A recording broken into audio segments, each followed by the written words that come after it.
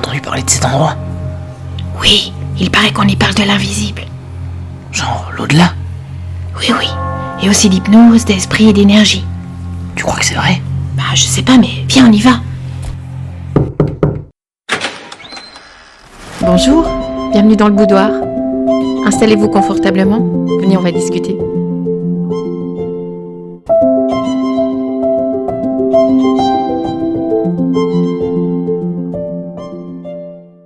Bienvenue dans le boudoir de l'invisible.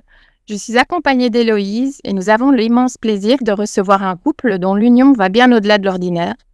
Thomas et Sarah travaillent tous les deux dans le domaine de l'ésotérisme, mais chacun avec une approche unique et complémentaire. Bonjour Sarah, bonjour Thomas. Bonjour. Bonjour. On est très très heureuse de vous accueillir. Alors je voulais vous présenter et dire ce que vous faites chacun dans votre domaine. Alors, moi, c'est Sarah, j'ai 34 ans. Je fais de la médiumnité, de la guidance. Moi, c'est Thomas, j'ai 37 ans et je suis magnétiseur, radiesthésiste, géobiologue et je donne des formations aussi. On aimerait savoir comment est-ce que vous avez découvert vos dons, chacun. Toi, Sarah, comment c'est arrivé chez toi? Alors, moi, ça a commencé, j'étais très jeune. Je devais avoir 7-8 ans. Je voyais. Alors, maintenant, je sais mettre des mots dessus, je sais les expliquer. Étant jeune, pas du tout. Je voyais souvent des âmes. Parfois pas très jolies, parfois pas très gentilles. J'avais très peur. Et donc, je sollicitais souvent mes parents parce que j'étais pas à l'aise.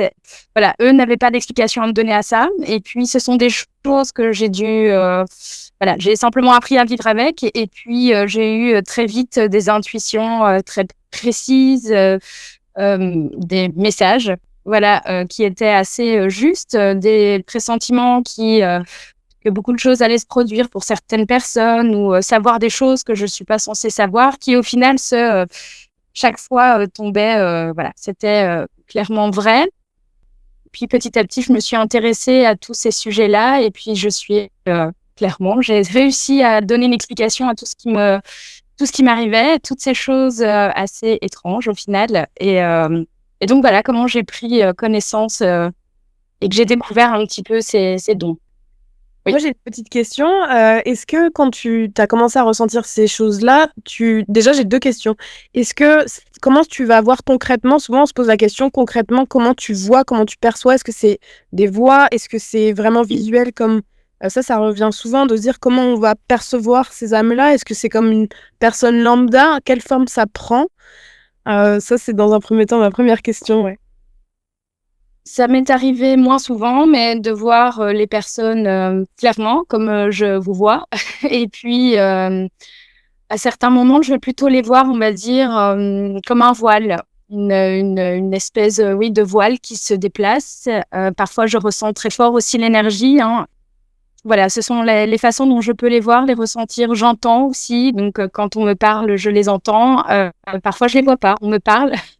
Donc, voilà un petit peu la façon dont je peux les percevoir. Et est-ce que tu as trouvé, sur ce cheminement-là, tu as trouvé parce que j'imagine qu'au départ, ça devait être dur. Je ne sais pas si tu as une famille qui est ouverte à ça. Est-ce que la vie t'a donné des outils, on va dire, où tu as rencontré des personnes qui t'ont aidé à te sentir bien avec ça, à pas te sentir complètement folle? Parce que j'imagine que quand tu es petit et que tu découvres ça, ça doit pas être évident. Bon, c'était pas évident. Alors, pour rien cacher, à force d'en parler, principalement à mon papa, il s'est fort inquiété, donc il m'a envoyé voir une psychologue. Parce que c'était pas normal que je voyais systématiquement des gens dans notre appartement. J'osais pas aller aux toilettes, je pouvais plus. Voilà, je passais souvent des nuits blanches à juste attendre de pouvoir me lever et être en présence de mes parents ou de mon frère d'ailleurs, mais voilà, ça a été compliqué. Alors non, j'ai pas rencontré des personnes qui ont pu m'aider, en tout cas pendant longtemps, mais j'ai beaucoup, voilà, je lisais énormément de livres, je regardais des vidéos sur des personnes qui étaient médiums, voilà, comme on voit souvent des émissions sur le paranormal, et il y a beaucoup de choses qui me parlaient, qui me semblaient pas farfelues. Voilà, donc ma famille étant pas, je vais pas dire ouverte, mais en tout cas, ils ne s'intéressent pas à ça, cet accès-là n'était pas possible. En tout cas, Et donc, voilà, mes amis, voilà, quand j'ai fait mes études, des choses comme ça non plus. Donc, j'ai beaucoup gardé ça caché pendant des années.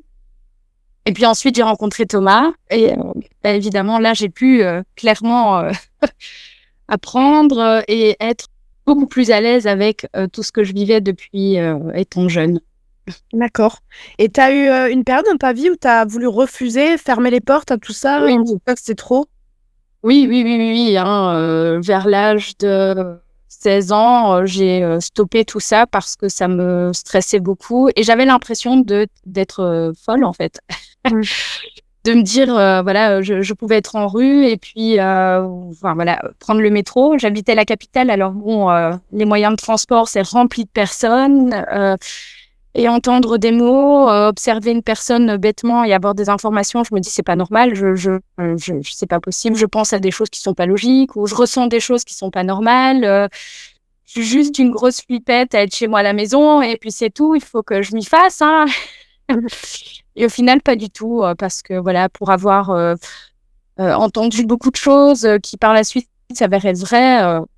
J'en parlais pas, mais c'est vrai que je me posais beaucoup de questions. Mais je me suis beaucoup fermée à ça pendant longtemps. Je dirais une bonne dizaine d'années.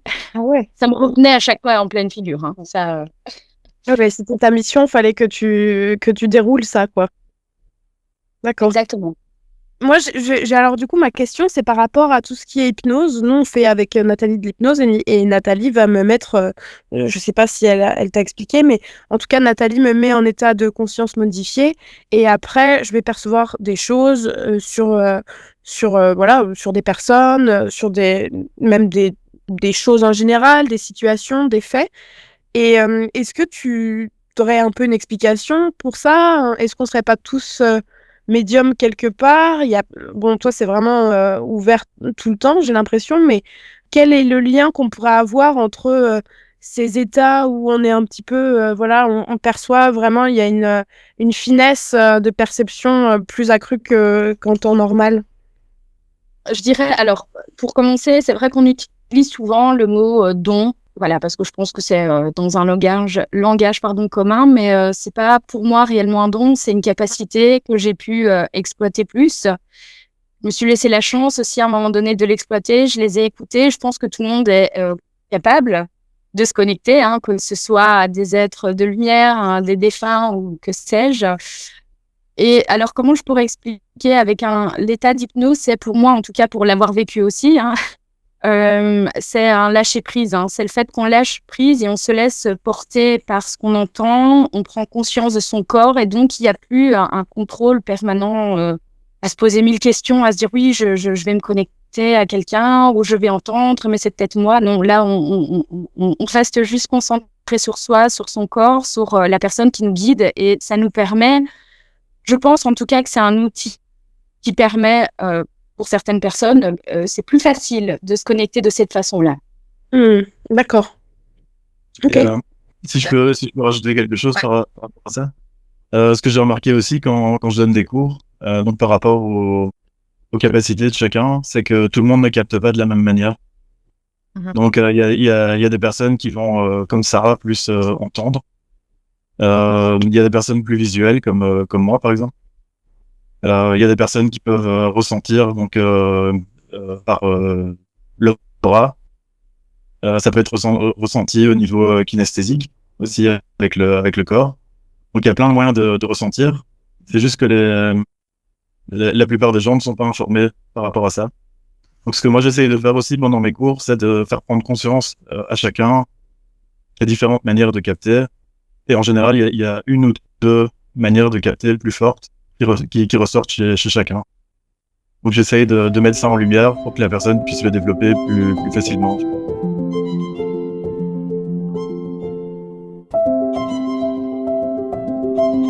Et du coup, Thomas, est-ce que tu as déjà eu en formation des personnes qui t'es vraiment sensible à rien au départ et pouvais même avoir une petite frustration, mais après tu voyais qu'il y avait une amélioration, une progression dans tout ce qui est perception? Je dis ça pour que les personnes qui potentiellement se sentent un peu coupées aient la perspective peut-être de se dire que ça se travaille ou pas. Est-ce que ça se travaille ou est-ce que c'est assez inné? Ça se travaille. ça peut se travailler chez tout le monde. Donc c'est simplement essayer d'affiner en fait les antennes qu'on a tous. On peut tous, d'une certaine manière, capter les choses. Il faut juste être, comme disait Sarah, dans le lâcher prise aussi. Dans le lâcher prise et pouvoir être bien guidé, je pense. Hmm. Que j'ai eu des personnes qui n'avaient aucun ressenti quand ils sont arrivés à mes cours, aucune info par rapport à l'énergétique non plus, et qui au final étaient parfois les plus sensibles à la fin. Donc, c'est ceux qui avaient développé le plus de choses pendant les formations.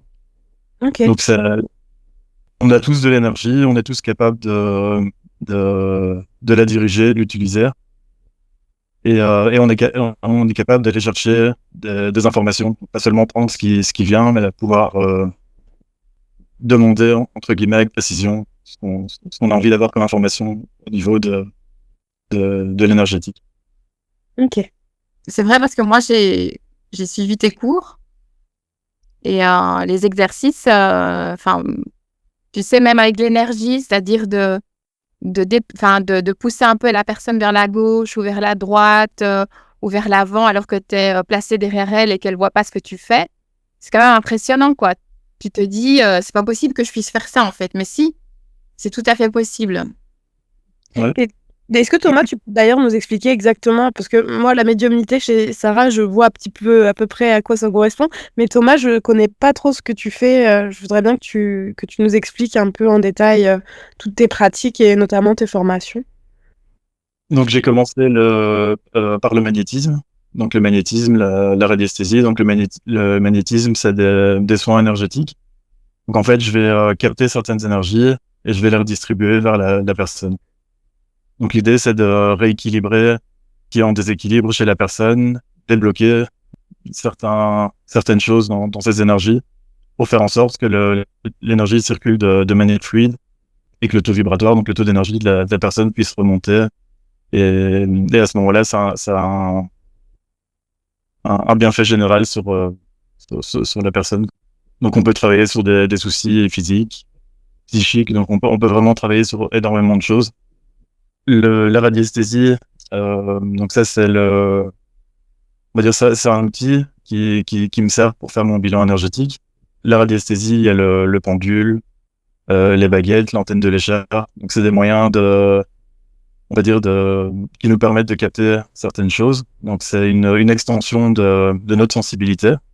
Donc moi j'utilise le pendule et le pendule va me permettre au moment où je fais mon bilan, donc avant la séance, de savoir quel est le taux d'énergie de la personne, l'état de ses chakras, donc qui sont des points d'énergie qu'on a dans le corps, et voir si elle a des faiblesses à certains endroits, donc au niveau des organes, du squelette par exemple.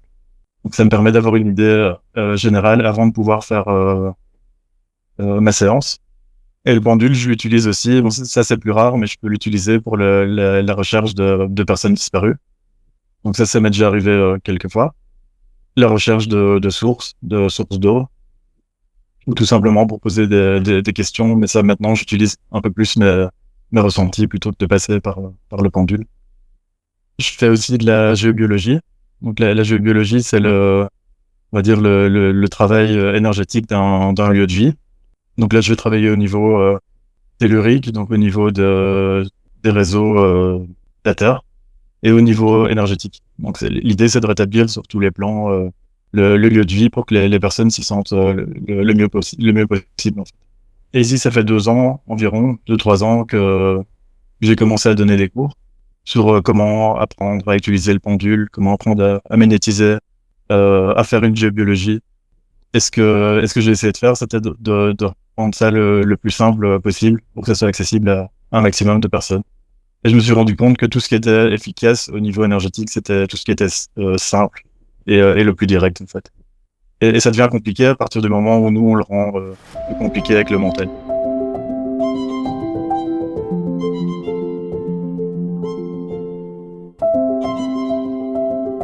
Et comment tu es arrivé à ça, cette sensibilité pour les énergies?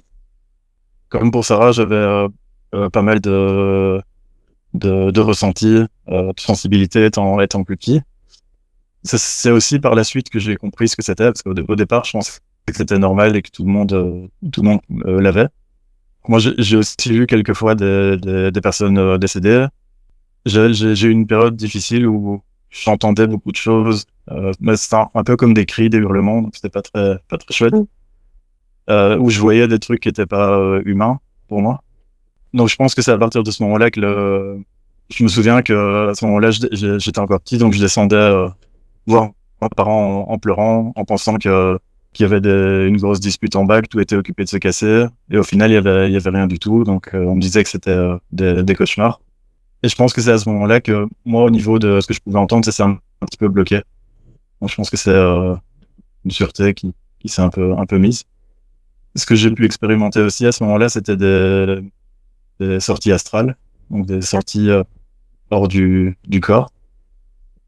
Et je me souviens qu'il y a eu plusieurs fois où je voyais des vagues d'énergie. Donc j'étais dans une pièce et puis d'un coup je voyais comme des ondes bleues qui remplissaient la pièce et puis ça disparaissait. Donc c'était un peu comme si j'étais sous l'eau. Donc il y a eu plusieurs fois où j'ai vu des énergies, je l'ai compris que plus tard ce que c'était. Et puis j'ai eu une période où tout s'est un peu coupé. Donc j'ai plus eu de ressenti pendant des années. Après j'ai été pendant 8 ans à l'armée. Donc là aussi aucun ressenti en particulier. Une fois que j'ai quitté, j'ai commencé par hasard la formation de magnétisme que ma mère donnait. Et là tout est revenu assez rapidement, quoi. Donc je me souviens que la première séance que j'ai fait en exercice pendant la formation, je voyais de la fumée. Au départ, je pensais que c'était de la fumée, donc la fumée qui sortait un peu de mes mains. Donc c'était des énergies que je recommençais à avoir, en fait.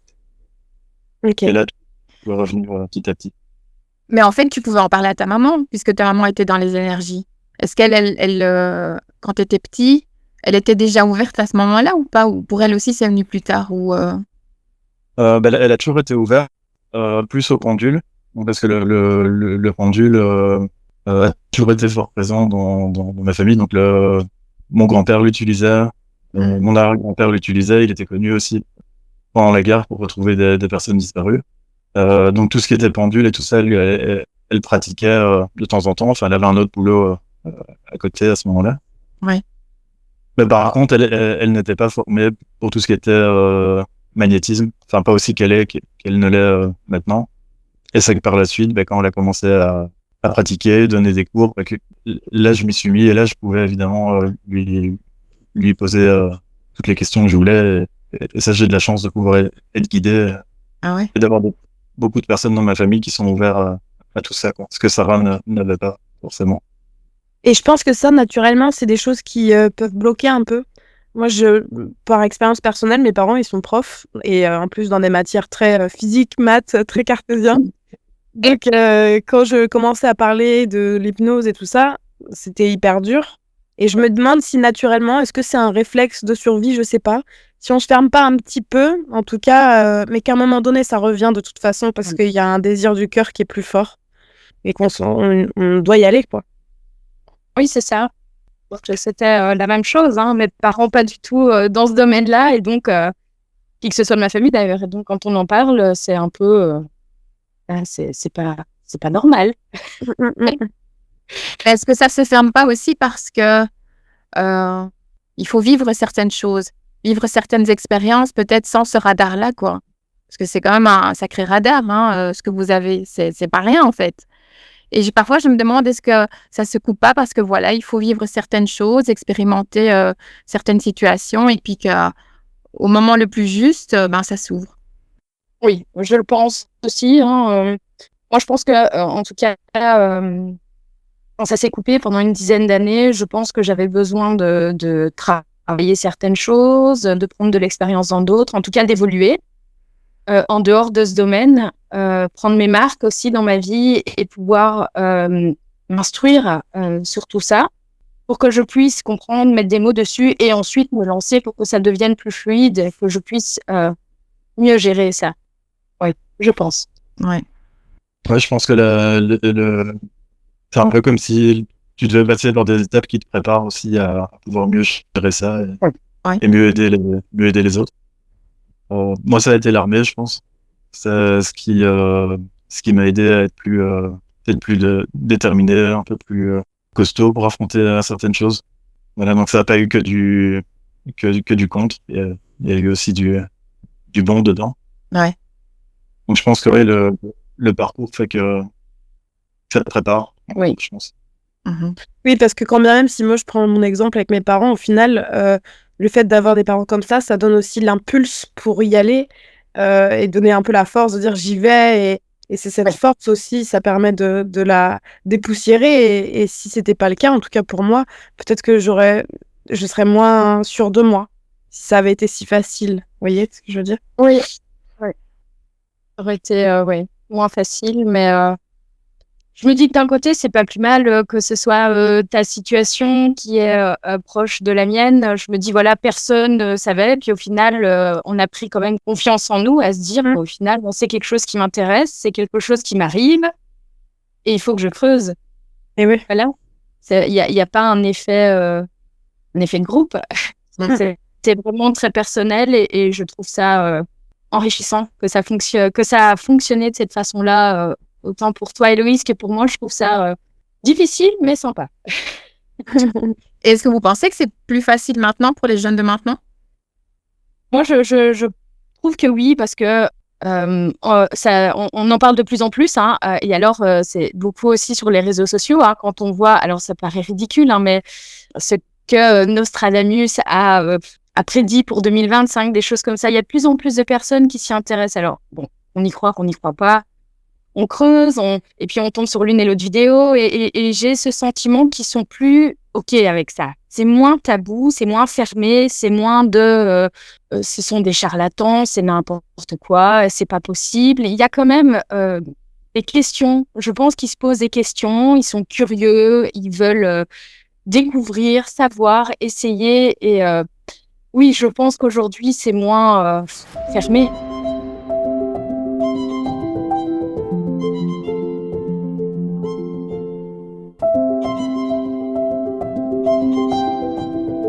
Et comment ça influence votre vie de couple, le fait que vous ayez tous les deux des dons? Est-ce que ça influence ou pas d'ailleurs? Moi, oui, ça influence parce que le fait que j'entende, que je vois. Alors, je vais prendre un exemple. Sur moi-même, ça m'a pas fait rire du tout. Par la suite, oui. Parfois, on va avoir un conflit de couple pour des choses, et alors le ton va monter. Eh bien, j'ai souvent le grand-père de Thomas qui me suit à la trace. Parce que voilà, il faut savoir qu'ils étaient extrêmement proches quand il était encore dans sa vie humaine avec Thomas, et donc je sais qu'il le protège parce que c'est son petit garçon. Voilà, il faut pas que.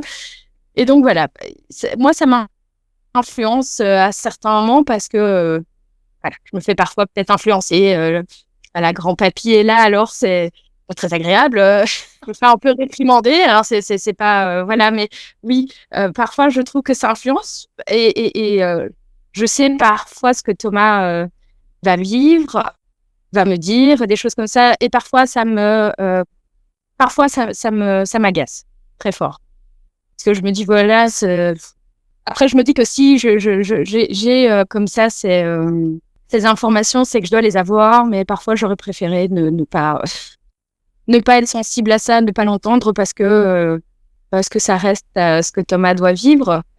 Et donc, c'est vrai que parfois, il va me poser la question, tu penses que ça va bien se passer? Oui, je vais te répondre, je vais te le dire. Et j'aurais préféré que les choses se passent sans tout ça. Mais oui, pour moi, ça a une influence, parfois négative, parfois positive, mais c'est pas évident à gérer. En tout cas, moi, parfois, j'ai pas tout le temps facile à le gérer. Ouais. J'essaie de comprendre. Du coup, des fois, tu vas avoir des informations sur lui, sur des choses qui arrivent, toi, Thomas, et ça va être difficile pour toi de dire la vérité qui, des fois, est pas forcément positive. C'est ça que tu veux dire?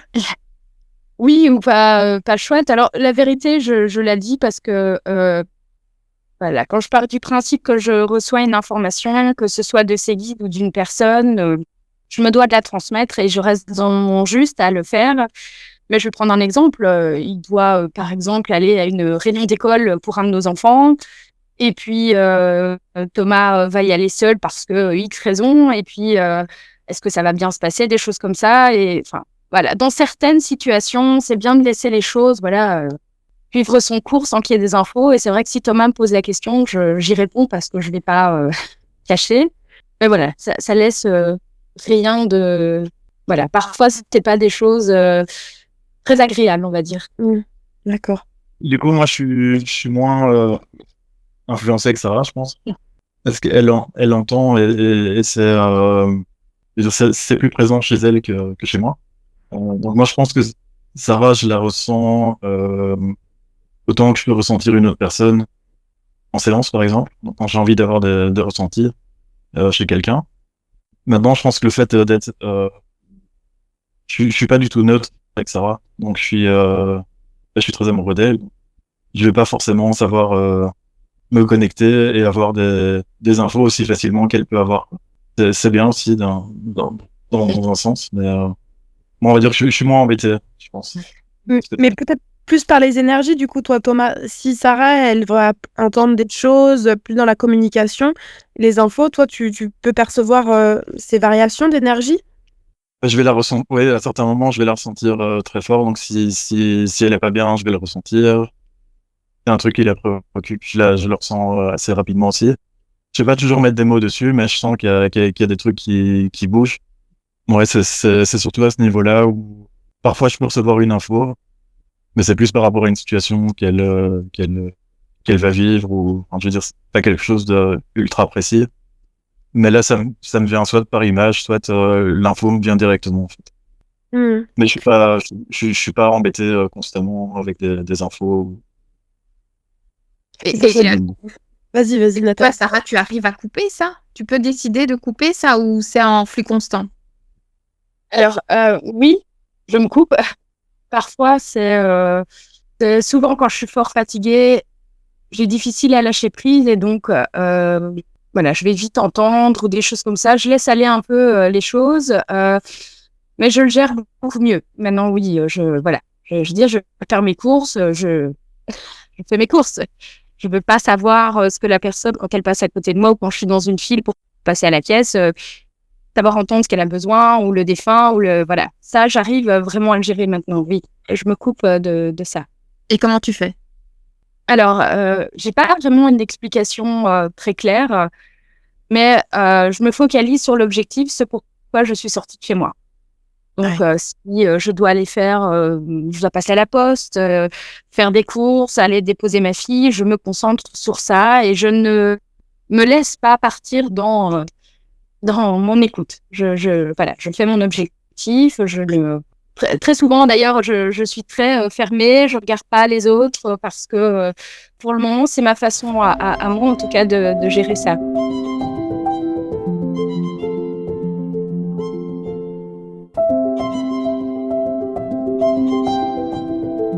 Est-ce que parfois tu as des messages que tu transmets pas? Oui.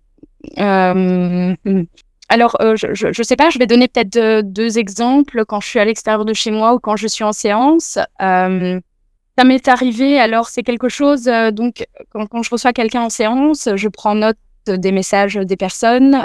Je pense qu'ils le savent, hein, quand je me connecte. Je ne veux pas, par exemple, savoir si la personne va vivre 4 décès sur l'année ou voilà. Ce sont des choses qui me semblent pas importantes de transmettre parce que je pense que ça fait partie de la vie.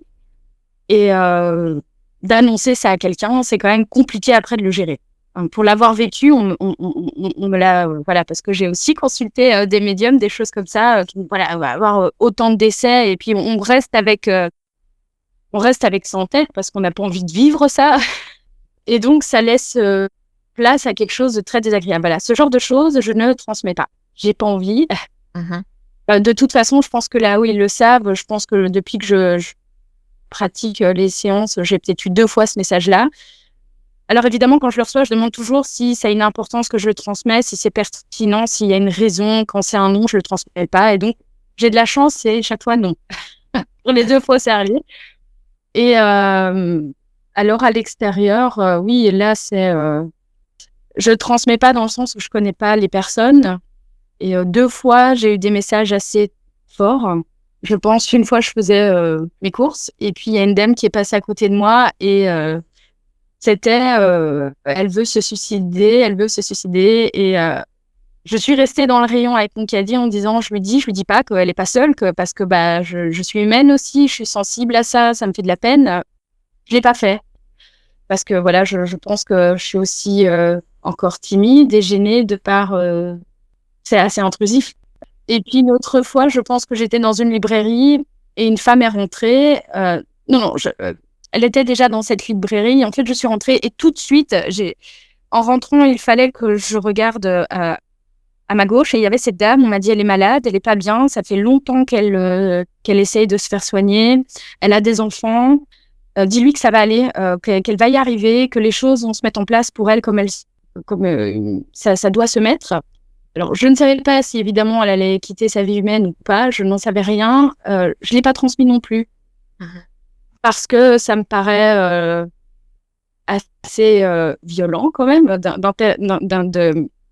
d'interpeller quelqu'un pour lui dire en 10 secondes, voilà, je fais telle chose, tel métier, vous y croyez ou pas. En tout cas, je vous transmets ça.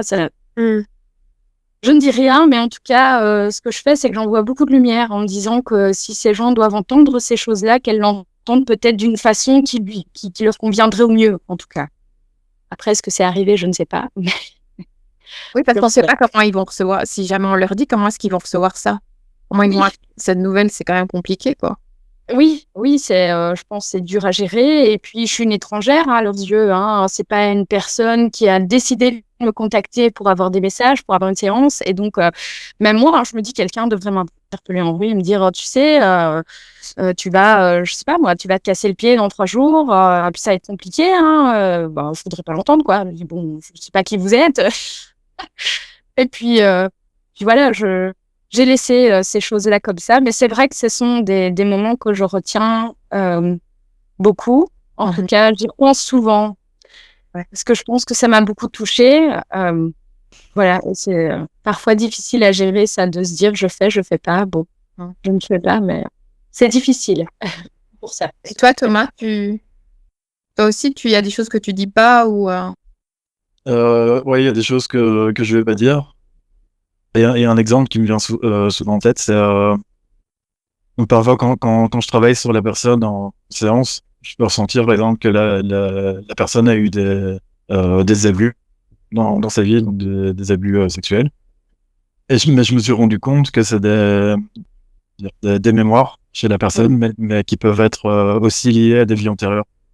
Donc c'est pour ça que c'est délicat, parce que si je vais dire cette chose-là à la personne, peut-être que la personne l'a vécu dans cette vie-ci, mais peut-être que son esprit a mis tout ça de côté, qu'elle s'en souvient pas. Donc si je vais lui dire, ça risque de réveiller peut-être certaines choses. Si c'est lié à une vie antérieure, elle va peut-être se dire, ah oui, si ça tombe, j'ai été abusé dans cette vie-ci et je m'en souviens pas. Et si ça tombe, c'était peut-être mon père, ou c'était peut-être un tel, et la personne là va partir dans un truc où elle va devenir complètement parano. Donc ouais, je pense qu'il y a des choses qu'il vaut mieux pas dire. Et parfois des choses plus légères aussi, mais qu'on peut dire d'une manière moins directe. Donc ça, j'essaye de faire passer le message, mais d'une autre manière. Simplement faire voir la situation sur un autre point de vue. Et la personne prend la clé ou ne la prend pas, quoi. Ouais. Et du coup, pour revenir sur votre couple, donc des fois, on va dire l'inconvénient, c'est de pas pouvoir vraiment exprimer tout ce que vous ressentez, mais en termes de bénéfices, qu'est-ce que vous avez de plus, quoi, par rapport à un couple qui n'est pas ouvert à tout ça? Je pense qu'on se sent de manière assez intense. On se sent quand même fort compris l'un l'autre. Quand on a des conversations, on va parler d'ésotérisme, c'est l'autre est pas occupé de regarder l'autre en disant mais il va un peu loin vraiment son truc. On se comprend. Thomas lit énormément et m'apprend beaucoup de choses, et puis moi je vais vivre parfois des choses en séance que je vais lui expliquer. Et alors voilà, c'est vrai que ça, je trouve que c'est un plus. Je trouve que c'est quelque chose. On se sent, on peut se sentir que bien et se dire qu'on peut vraiment évoluer pleinement sans devoir se cacher, ou c'est plus facile. Puis, par rapport à nos ressentis, on va vite sentir. On n'aura pas forcément besoin de se parler pour se comprendre à certains moments. Donc ça, en général, la compréhension, elle va très vite, que ce soit dans le bon, dans le moins bon. Donc on se comprend et on est très complices, quoi. Bah, du coup, ça doit être bien parce que des fois, il y a plein de personnes, des fois, qui sont en couple et qui se sentent pas compris. Mais là, c'était clair que à ce moment-là, quand je l'ai regardé comme ça ou quand j'ai haussé les épaules, ça voulait bien dire qu'il me saoulait. Du coup, doit être carrément plus fluide la communication. Si vous sentez les perceptions, vous pouvez amorcer assez rapidement des choses, quoi, des sujets. Et puis, Bah, Oui. après, quand on est je vais parler pour moi, par exemple, quand je suis dans une phase où je suis pas bien aligné, que je vais être en colère pour quelque chose, là, par contre, je vais parfois mal interpréter, dire ce que Sarah pourrait dire, ou le fait qu'elle va souffler quand je vais dire quelque chose. Là, je suis pas forcément à l'écoute, donc c'est sûr que ça peut être... déjà, ma connexion est moins bonne, je vais moins ressentir ce qu'elle dégage réellement. Donc parfois les émotions peuvent prendre le dessus, en tout cas pour moi. Ce qui fait que sur ce moment-là, je suis moins à l'écoute. On a tous des phases à un moment donné, tout le monde, hein, où on va travailler quelque chose plus intensément à un moment donné de notre vie. Et même si on est tous les deux un peu dans ce domaine, ça reste quand même compliqué. Qu'on soit dans ce domaine ou pas, ça va rester compliqué de comprendre la personne, ce qu'elle est occupée de vivre, etc. Alors, même si c'est vrai que, par exemple, je vais avoir des infos ou Thomas va ressentir les choses, ça reste quelque chose qui est personnel à travailler. Donc, c'est vrai que ça amène parfois des complications.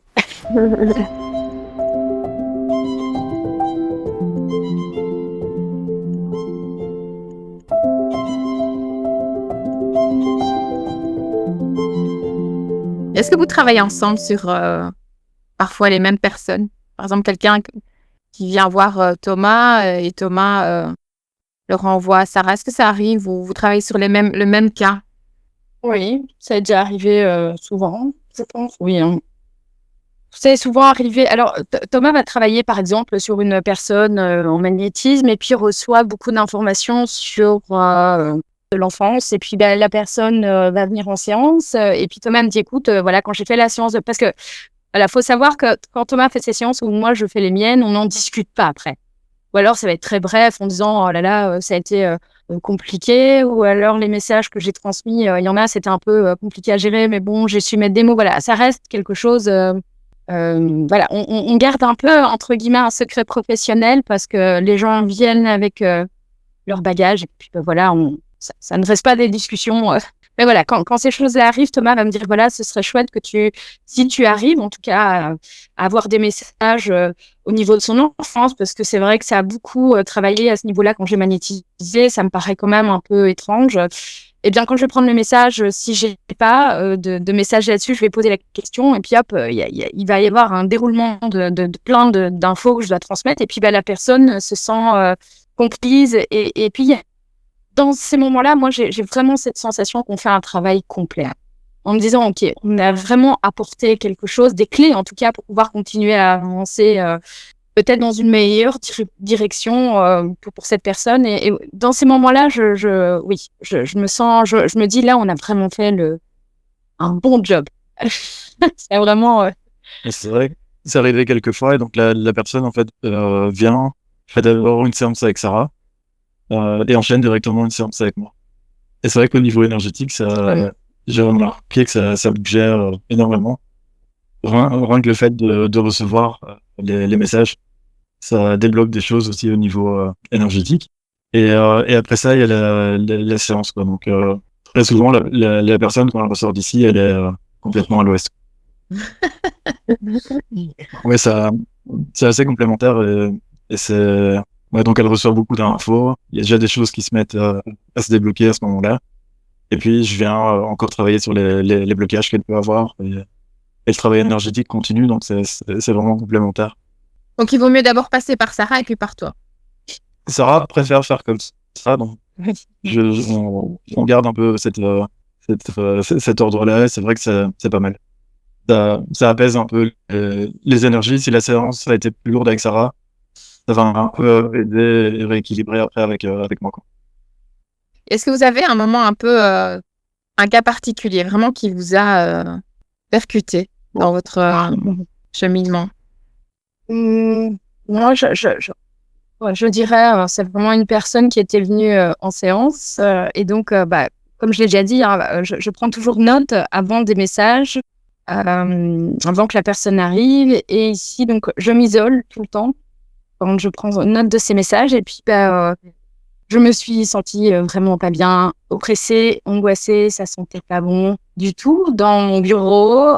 Je me dis, là, il y a vraiment quelque chose. Je me sens pas connectée avec quelque chose, en tout cas avec les guides ou des êtres de lumière. Voilà, des gens, des personnes, en tout cas, qui sont tout à fait lumineux. Mais effectivement, j'étais pas connectée. Voilà.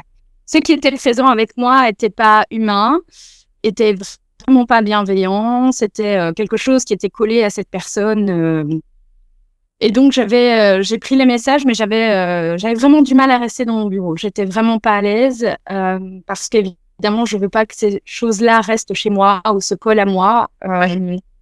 Effectivement, par la suite, cette personne qui est arrivée en séance m'a expliqué qu'elle avait fait des séances. Je ne sais même plus dire le nom parce que j'avais jamais entendu ça. Et donc, ce sont des personnes qui travaillaient avec l'astral, je pense, d'une façon peut-être pas très sécurisée. Et donc, il y avait clairement des choses qui collaient à cette personne qui la poursuivait. C'est pas non plus des choses positives. Parce qu'il y a du bon, il y a du mauvais. Et donc, la séance a été compliquée parce que j'avais cette pression de cette chose qui était là, qui est franchement malveillante et ça sent pas bon. Ça a été quand même quelque chose d'assez qui m'a fort marqué. Avoir la présence de choses comme ça, on n'est franchement pas à l'aise. Ouais. Pourquoi t'as pas refusé de le prendre? J'ai pas refusé parce que ça me paraît. Alors, je suis peut-être têtue, mais je suis quelqu'un que j'aime beaucoup que les choses soient justes. Et donc, j'ai accepté cette séance. La personne devait arriver et pour moi, c'était OK. J'avais des messages à lui transmettre. Il devait entendre des choses, qu'il en tienne compte ou pas. Après, mon but à moi est vraiment c'était de lui transmettre ce qu'il devait entendre. Et donc, je me serais pas sentie bien de devoir lui dire de trouver une excuse parce que je pense pas que je lui aurais dit voilà il y a quand même des choses qui sont pas ok avec tout ça, enfin voilà, qui sont pas très positives, qui sont présentes, assez dérangeantes. Je me serais pas sentie à l'aise de faire ça de cette façon-là, de refuser quelqu'un parce que ça lui a semblé bon de travailler autre chose avant et que il a ramené des choses pas très bienveillantes. Oui, voilà. Donc j'ai fait ma séance tout à fait normalement et puis voilà, mais je pense que c'était quelqu'un qui était tout à fait conscient, qu'il avait chipoté avec des choses qu'il n'aurait pas dû. Donc, j'ai pas eu besoin de lui dire. J'ai pas creusé non plus parce que je pense que la personne aurait beaucoup paniqué, mais elle en était consciente. Et donc, il y avait des choses qui se mettaient en place pour ça, mais refuser, ça, j'aurais pas pu. Et pas me sentir dans mon juste. Voilà, j'aurais pas pu faire ça. Mais... Ouais. Et toi, Thomas, un cas particulier? J'en ai plein. Ça fait, je pense, environ 13-14 ans que je travaille à plein temps là-dedans. Donc, il y a plein de cas qui m'ont marqué. Je pense que quand j'ai commencé à magnétiser, j'étais pas prêt, je pense, au niveau émotionnel aussi. Parce que je suis quelqu'un de très sensible, très émotif. Et quand j'ai commencé à entendre le malheur de certaines personnes, c'était compliqué. Donc, des personnes qui avaient vécu vraiment des choses parfois très trash. Par exemple, les abus. Bon, ça c'est quelque chose que je pensais pas que c'était aussi répandu, mais c'est quelque chose qu'on entend énormément. Il y a ça, il y a... J'ai eu une dame qui était venue, et en fait, elle, ce qu'elle avait eu, c'était elle était tombée sur ce qu'on appelle un pervers narcissique. Et en fait, elle avait été battue, puis il l'a forcée à manger désolé pour l'expression, la merde de son chien. Voilà. Tu vois, tous des trucs comme ça un peu durs à entendre. Et au début, j'enchaînais beaucoup de séances. Donc c'est quelque chose qui petit à petit m'affectait. Donc j'enchaînais les séances.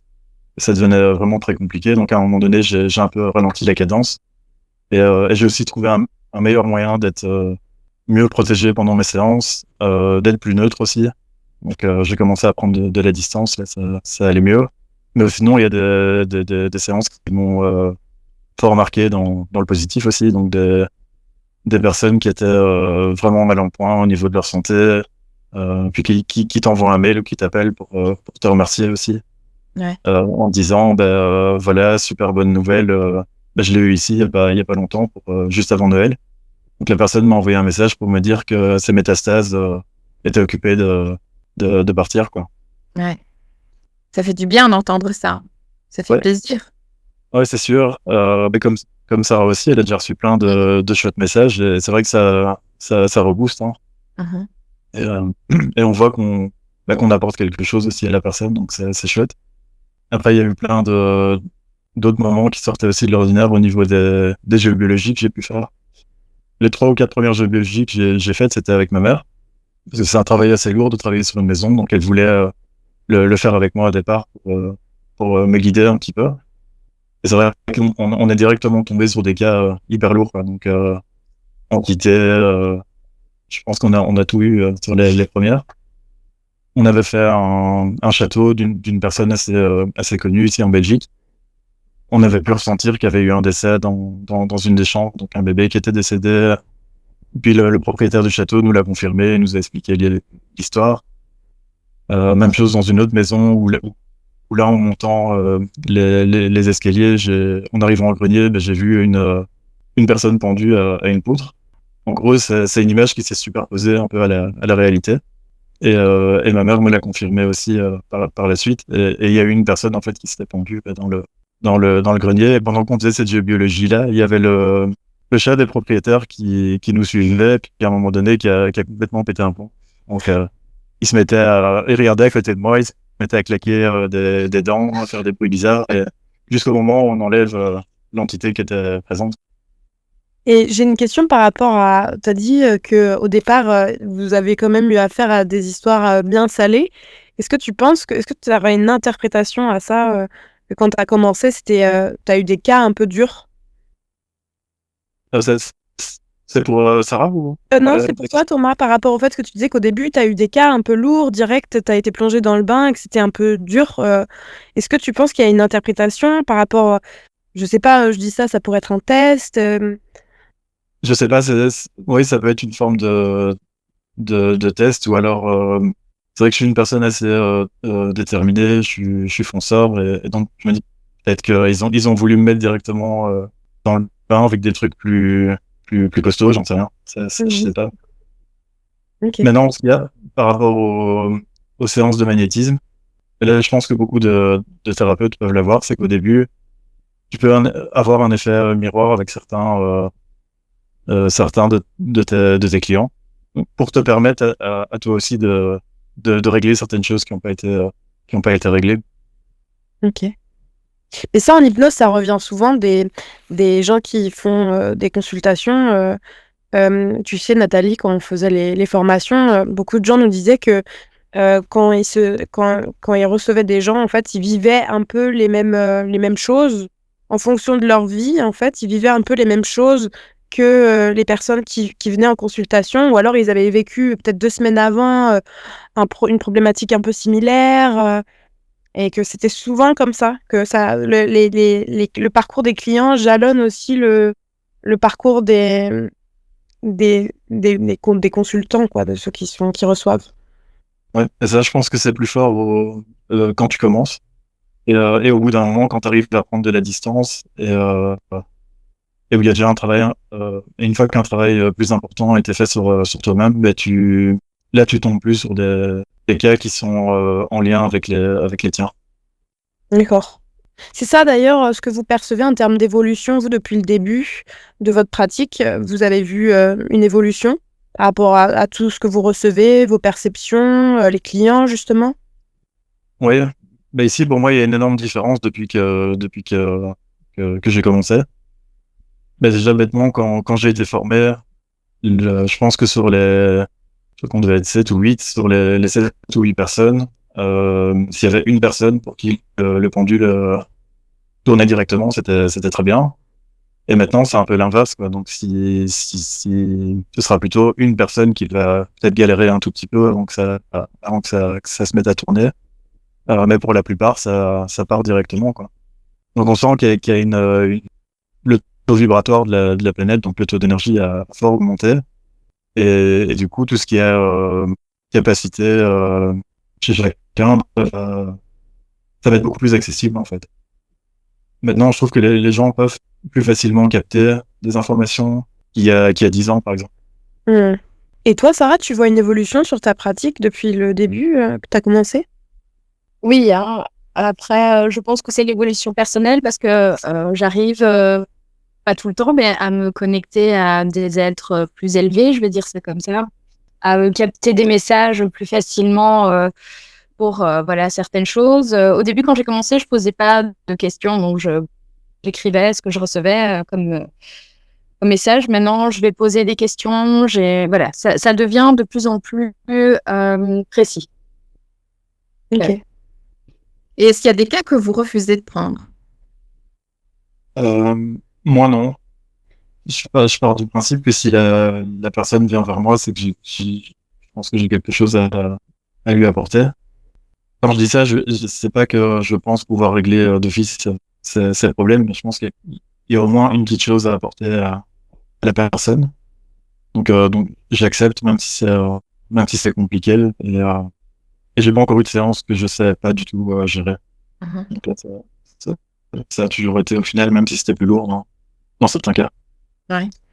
Mais après, du coup, si c'est lourd, vous le gérez comment, ça, justement, quand il y a des choses un peu... Comment vous faites pour assouplir que ça vous impacte pas trop dans votre vie?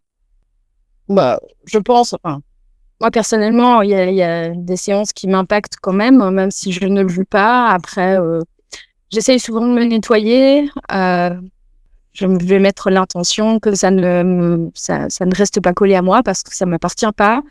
Ça impacte toujours un peu, hein, voilà, on reçoit des êtres humains avec un vécu, des choses qui sont parfois difficiles à traverser et on reste sensible. Mais voilà, en tout cas, on essaye. Je pense que tu fais la même chose. Hein, nettoyer beaucoup le bureau, la maison, nous-mêmes, pour pas que ces énergies s'entassent et que ça devienne lourd chez nous à la maison. Pour nous, personnellement, notre vie de famille.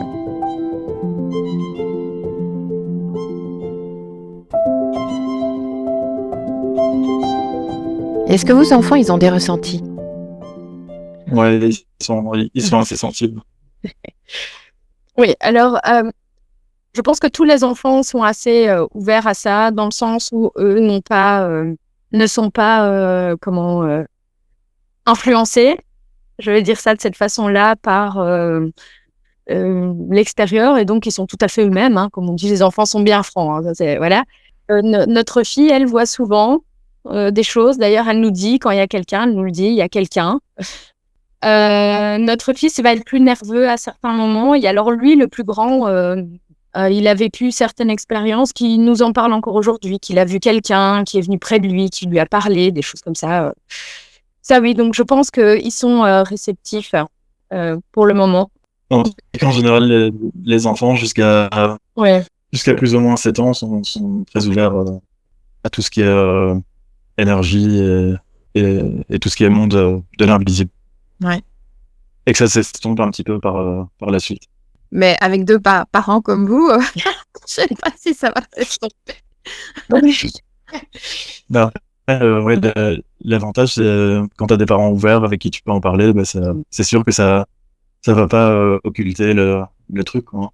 Donc, c'est comme toi aussi, t'es très ouverte et du coup, ton fils, il est forcément très fort aussi. Quoi. Mais c'est bien, ils ont un espace Ils peuvent parler, ils peuvent échanger, parler de leurs ressentis. Et ça, c'est bien. Quoi. Oui, c'est très chouette. Hein. Ils peuvent, en tout cas, je me dis même aussi en grandissant qu'ils décident ou pas de continuer à être ouverts à tout ce monde-là, je vais dire.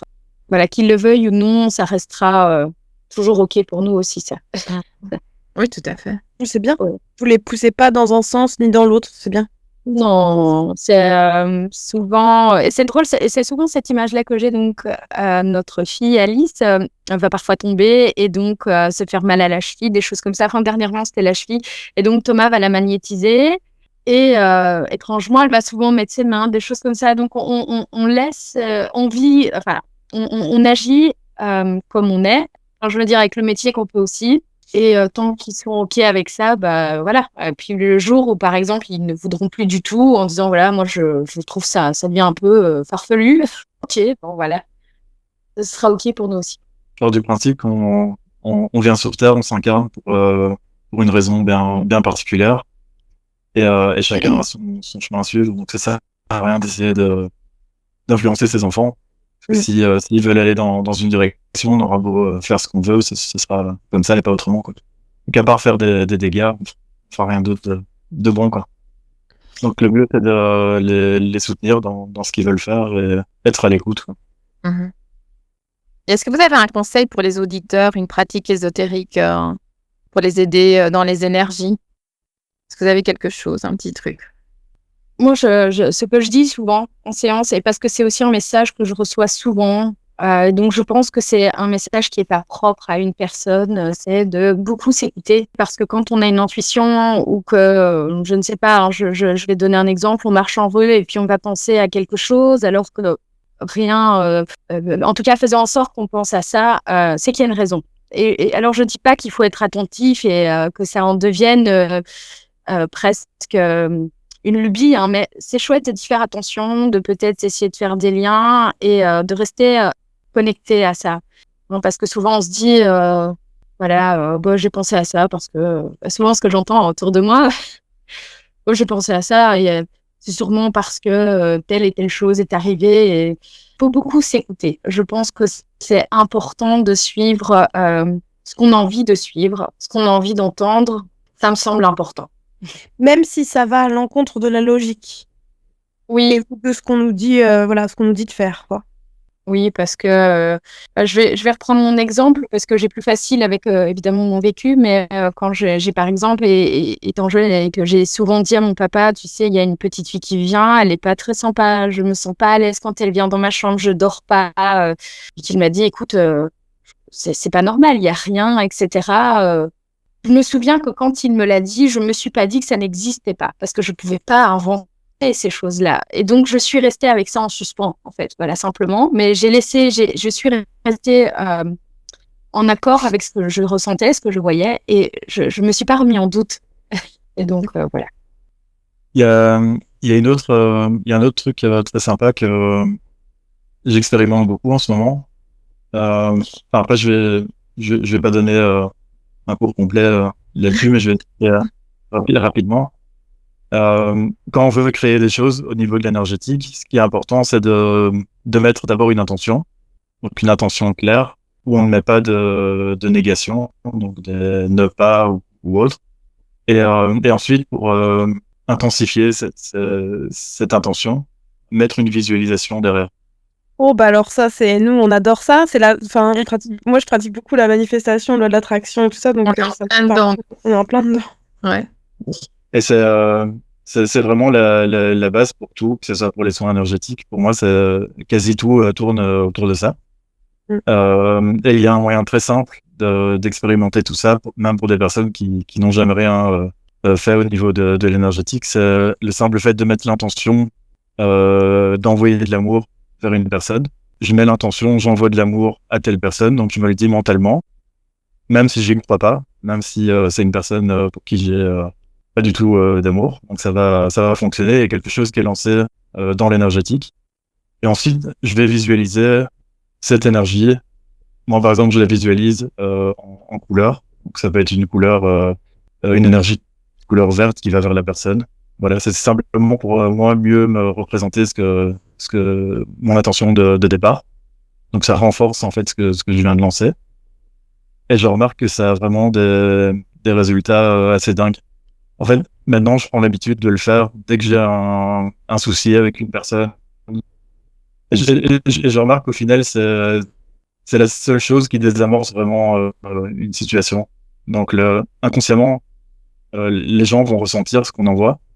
Donc, si je suis en colère contre la personne, inconsciemment, j'envoie cette énergie vers la personne, donc elle va le ressentir.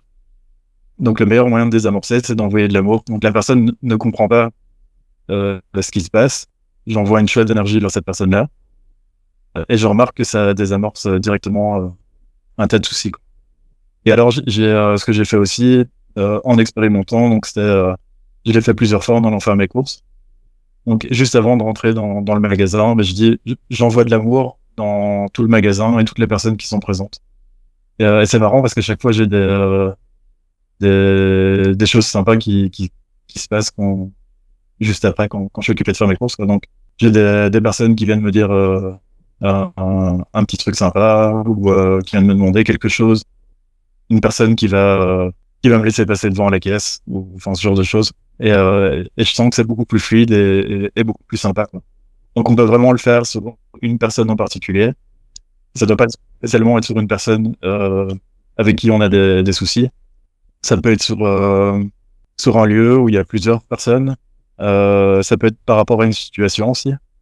Donc je l'avais fait il y a pas longtemps parce que je devais passer au tribunal pour des soucis administratifs et mon avocate me disait on a un gros souci parce que l'huissier n'a pas bien acté le truc, donc ça va pas passer, on est désolé, ils vont reporter tout ça. Et à ce moment-là, j'ai envoyé un maximum d'amour, donc vraiment sur tout le bâtiment, sur les avocats, sur le juge, sur tout le monde.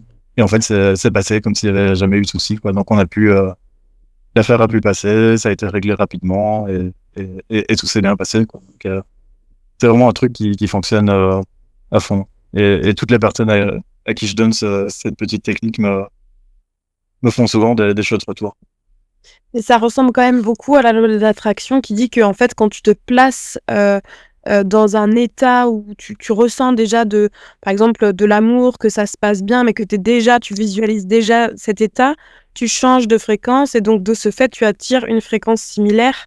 Et ce que tu dis en plus, c'est que si on rajoute la composante amour, c'est encore plus fort parce que tu peux très bien visualiser que ça se passe bien et que ce soit harmonieux et voilà, et sympa. Mais si tu rajoutes vraiment de l'amour, ce que je comprends, c'est que ça démultiplie, en fait.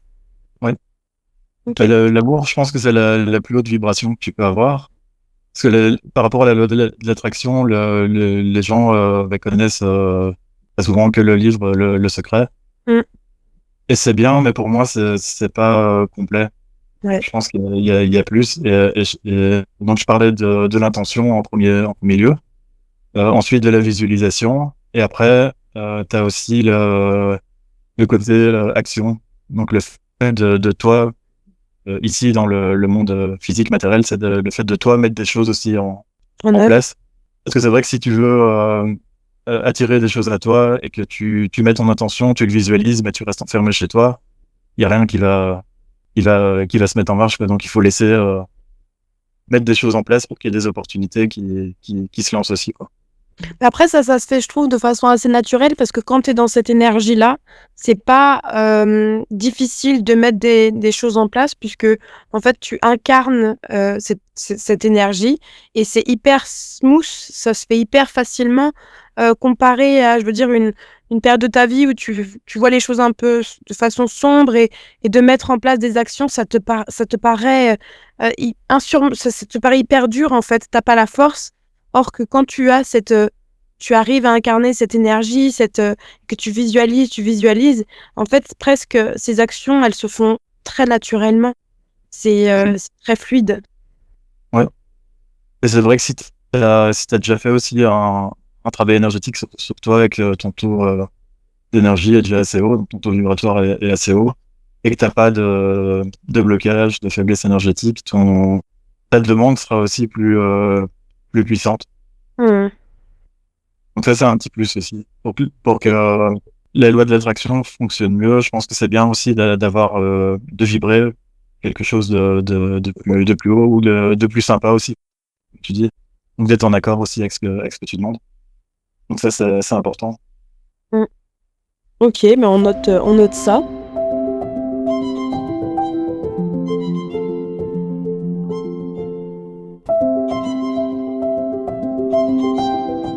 N'hésitez pas, les amis, à prendre rendez-vous. Moi, je connais Thomas et Sarah parce que voilà, j'ai fait des cours de Thomas que j'ai adoré. J'ai appris plein de choses qui me servent dans la vie de tous les jours. Et puis, Sarah est une superbe guide, je trouve. Elle guide avec douceur, bienveillance et les messages qu'on reçoit sont fantastiques. Donc, n'hésitez pas. Et moi, on vous remercie toutes les deux infiniment d'avoir participé à ce podcast. Merci à vous. Un grand merci à vous deux. À bientôt. Merci de votre écoute. Nous sommes friands de témoignages sur ce sujet, donc n'hésitez pas à nous en faire part en commentaire. Et à très bientôt dans un prochain épisode.